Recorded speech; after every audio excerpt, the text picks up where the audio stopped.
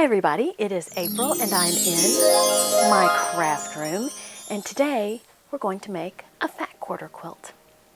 So I am in the midst of a declutter challenge, but I actually cleared the space on top of my craft table, and it's like, I gotta make a quilt. I can't just clean all the time.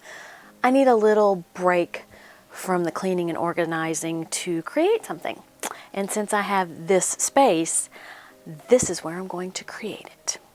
Now we're going to take a little trip back in time a few weeks ago when we made a fat quarter quilt. I had a revelation. We could cut the same size pieces of fabric and create a quilt that looks totally different from the quilt that we already created. So the first quilt is going to be fat quarter vertical. This is fat quarter horizontal. It will take the same pieces of fabric that we needed for our vertical quilt. I have a fat quarter bundle. I'm going to use solid fat quarters. They're not totally solid. As you can see, there's a little bit of a print, but for all intents and purposes, they're solid. These fat quarters are Crayola by Riley Blake. So you can see that pattern. So I'm going to use 12 fat quarters, and for my strip, I've got several choices. So I've got this, and I have this, and I have this. So I'm not exactly sure which one I'm going to go with. But I guess we'll find out when I start making my quilt. I checked my pattern and it calls for 3 fat quarters of 4 coordinating fabrics. This is going to be more scrappy, so I am just going to use 12 fat quarters. And I'm thinking I will have, so let's cut some fabric. Some left over, and I can make another pillow. I do want to iron my fat quarters first. I know I hate even saying it because, you know, I don't like ironing, but it does make cutting a fat quarter easier, I'm not gonna lie. So let's iron, then we'll cut. And as you can tell from my curtain, I don't like to iron. I do have a steamer. I plan on getting this steamer. That kind of hides my furnace. It's a New Year thing. I am using Faultless Luxe Finish. But let me iron all these and then we will get to cutting. So let's cut some fabric. I am going to stack 4 of my fat quarters on top of one another.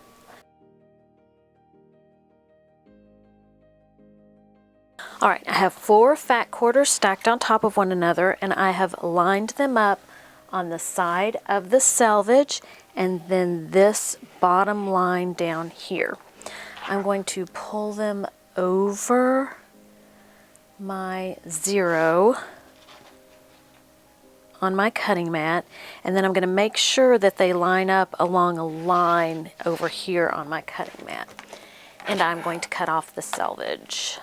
So I'll line my ruler up with a line on my mat and cut on that 0 line, and I need my weight. Now I know this line is straight, so I'm going to turn the stack here. I'm going to line it up on a line on my mat, and then I'm going to line it up on the 0 line on my mat and make sure that I have fabric on either side of the 0 line and the 18 line. Cut on the 0. Then I am going to cut on the 18, and I'm going to line my ruler up along this bottom line of fabric. Now I need to make sure that I have 20 inches. All my sides are straight except for this last side. So I'm going to line this straight edge with my 0, and here is my 20. I want 9 by 20 pieces, so I've cut the shorter side by 18, and this is going to be 20 inches. Again, I will line up the bottom line corresponding with my fabric and the 20-inch mark on my mat. Put my handy dandy weight. Now I need it to be 9 by 20, so I'm going to flip this around again. I can use the line on my mat. All edges are even, and I'm going to cut at 9 inches. And I now have 8 strips at 9 by 20.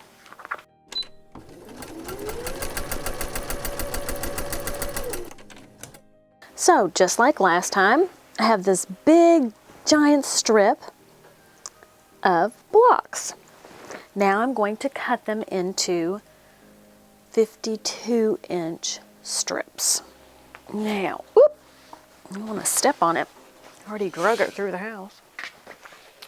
So I'm going to start this at 52. And what I can do is trim it. There I've got strip 1. And I will do this until I have all of my 52-inch strips.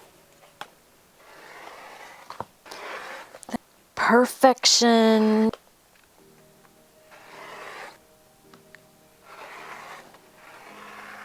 Now what we want to do is take our strips. I'm going to cut off the selvage end, and then I'm going to join 2 together, add it to the bottom of one of the rows.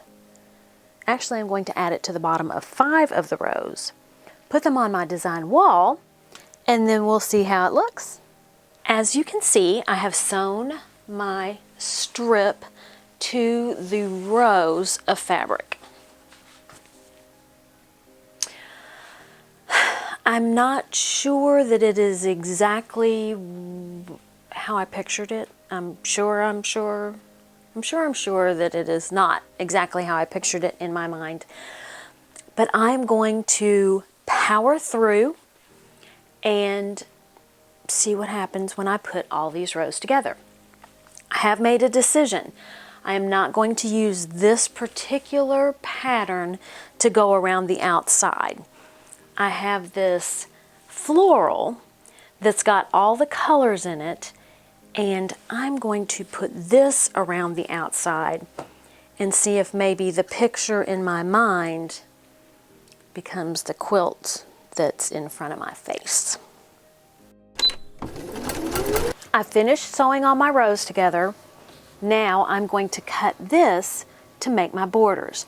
I'm going to cut it pretty wide because it's a large print, and that way you can see the flowers. So I'm thinking 4.5 inches. So let's get this cut, get that border put on the outside, and see what the finished quilt top looks like.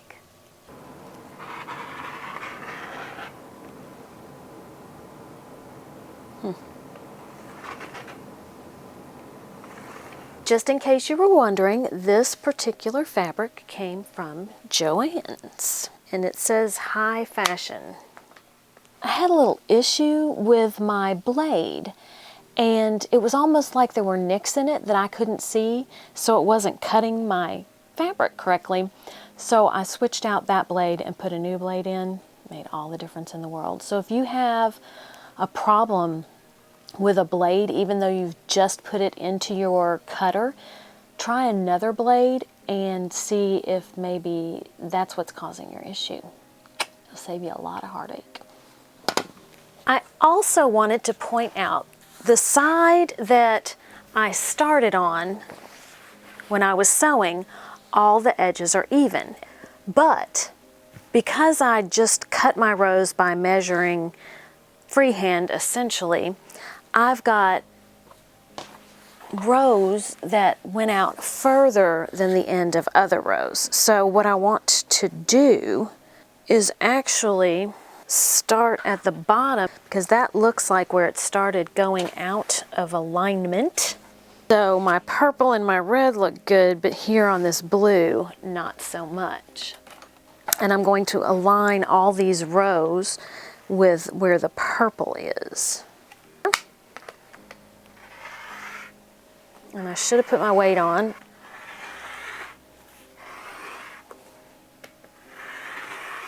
And just a little reminder, when I do a border, I always start with the first 2 strips and sew them together on the short side, right sides together. And then I put this border on one of my 2 sides of my quilt, and whatever's left, I add another strip to that, and whatever's left from that, I add another strip, and so on and so forth. My quilt top is complete. I'm happy with the way it turned out. I don't think it turned out just like I had pictured it in my head, but that's okay too. And I think these flowers, I think this just topped it off so that it was, I don't know, bright and cheery, or brought all the colors together. For some reason, this is it. Thank you for watching. Have a great day. Eat some chocolate and be kind to everyone. Until next time, bye.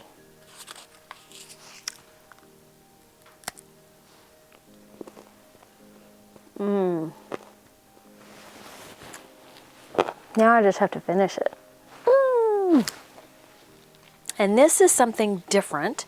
I'm going to use solid pieces in my fat quarters. Yeah,